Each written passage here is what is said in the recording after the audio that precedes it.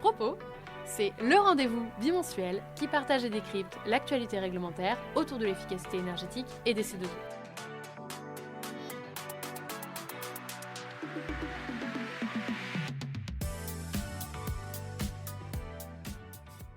Bonjour à tous et toutes et bienvenue dans un nouvel épisode de Propos. Ce nouvel épisode va se concentrer sur les annonces récentes en lien avec les sujets énergie-climat de ces 2 dernières semaines. Avant qu'il y ait du suspense, je vous préviens tout de suite, on ne parlera pas du 54e arrêté C2E. Cet arrêté n'est toujours pas publié. Donc plutôt que de vous annoncer une prochaine sortie ou en tout cas des éléments complémentaires dans un futur épisode, on va désormais attendre sagement que cet arrêté paraisse avant de vous donner toutes les informations. Pour cet épisode, le programme, c'est le détail du budget de la transition énergétique pour 2024, les annonces récentes relatives à la planification écologique et les annonces aussi du président de la République lors de ses dernières interventions, et un point sur la communication de RTE, le gestionnaire du réseau de transport, sur les informations qui concernent l'efficacité énergétique. Concernant le budget de la transition énergétique, c'est l'une des annonces récentes. La Première ministre a donné des éléments sur le budget 2024 et a confirmé la hausse du budget en faveur de la transition énergétique. Le financement est réparti, en tout cas la hausse du financement est répartie en plusieurs grands ensembles, comme les ressources naturelles, dans lesquelles on retrouve l'eau, la rénovation des bâtiments, l'énergie, les mobilités, l'industrie ou encore le soutien aux collectivités.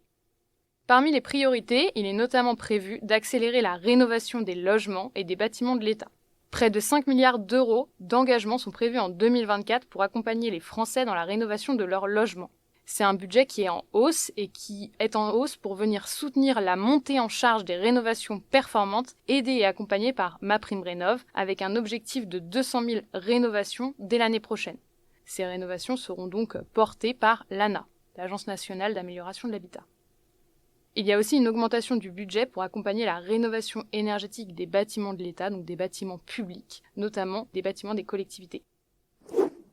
Concernant les annonces relatives à la planification écologique, ce qu'il faut noter, c'est les annonces politiques concernant la conversion à la biomasse des 2 centrales à charbon encore ouvertes d'ici 2027, la volonté d'accélérer sur l'électrification des véhicules et la volonté de venir augmenter le budget, puisque ça faisait partie des annonces politiques de ces 2 dernières semaines. Ces annonces sont à compléter avec les informations données par le président de la République. Donc ce qu'on peut retenir en lien avec l'énergie et le climat, c'est la volonté de tripler la production de packs, donc de pompes à chaleur, d'ici 2027 pour arriver à 1 million de packs produites et en parallèle former 30 000 installateurs pour l'installation de ces pompes à chaleur. Donc il y a une vraie volonté de développer les pompes à chaleur pour le chauffage notamment dans les logements.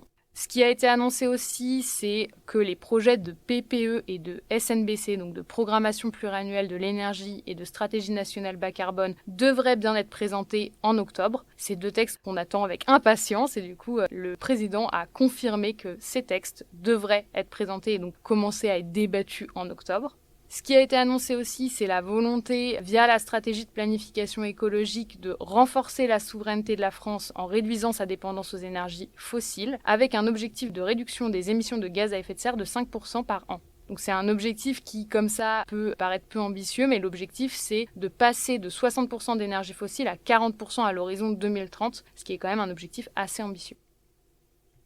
Enfin, le président de la République a aussi évoqué une accélération de la rénovation des logements, donc en lien avec ce que je vous disais sur le budget au début de l'épisode. L'objectif, c'est de venir vraiment accélérer la rénovation des logements et d'accentuer la rénovation performante de ces logements, sachant que le parc social est aussi concerné par cette accélération.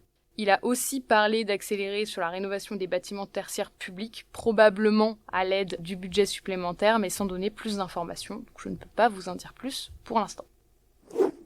Dernier sujet du jour, la communication de RTE. Donc, la communication de RTE fait suite à une communication qui avait eu lieu il y a quelques mois maintenant. Là, le gestionnaire se penche sur les conséquences d'une éventuelle sortie des énergies fossiles dans les bâtiments grâce au déploiement des pompes à chaleur. Donc il faut faire le lien avec ce que je vous ai dit sur la volonté de venir tripler la production de pompes à chaleur. L'impact, selon le gestionnaire d'un déploiement des pompes à chaleur, n'aurait qu'un effet modéré sur la consommation électrique. Donc ça, c'est plutôt un point positif, donc y compris dans un scénario dit accéléré, conduisant à un remplacement d'un quart des chaudières à gaz par des pompes à chaleur d'ici 2030, impacterait légèrement la consommation électrique. La prévision sur les consommations électriques, c'est un accroissement de l'ordre de 3 TWh, donc c'est un accroissement qui est moindre que ce qui avait été prévu et que ce qui est prévu sur l'industrie ou la mobilité. Ça veut dire quoi concrètement? Ça veut dire que même si on remplace des chaudières à gaz par des pompes à chaleur, c'est pas ça qui va impacter massivement la consommation électrique du pays.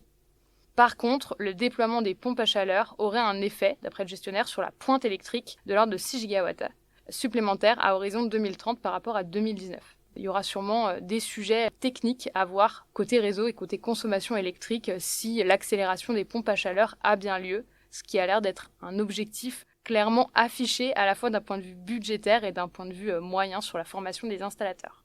C'est tout ce que j'avais à vous dire pour cet épisode de Propos. Ce que je vous propose, c'est de se retrouver dans 2 semaines pour un nouvel épisode où j'espère j'aurai des informations à vous communiquer sur la réglementation C2E. À bientôt!